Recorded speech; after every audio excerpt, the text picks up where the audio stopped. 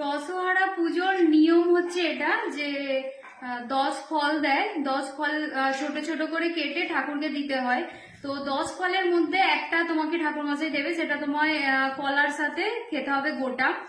তো গোটা নয়, পুরো কলাটা না চিবিয়ে এটা খেতে হবে ফলের মধ্যে একটা। তো এটা কি এখন খাবো। বাড়ির মধ্যে একজনই করে, একজন পুজো দেয়, পুষ্পাঞ্জলি দেয়, তো সেই করে। তো মা, এটাকে কি করে খেতে হয় বলো? কলার ভেতরে ঢুকিয়ে বস দিতে হয়। আচ্ছা, কলার ভিতরে দিতে হয়, একটুখানি কলাই নিয়ে নেবো, এর ভিতরে দিয়ে এটাকে গিলে খেতে হয়। তো এটাকে বলে গদ গেলা। তো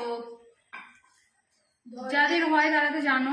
10 রকম ফল একটা করে দিলে। অন্যবার করলা রেখে যায়, কিন্তু এবারে করলা দেয়নি। তো এবারে আমার ভাগ্যে একটা করমচা পেয়েছি, এটাই খাবো।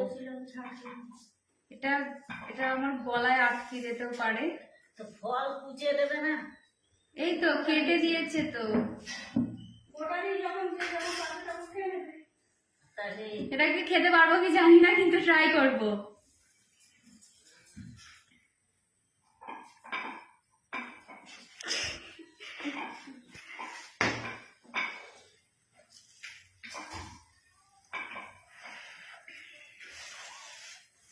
ফাইনালি অনেক কষ্টের পরে খেয়ে নিয়েছি।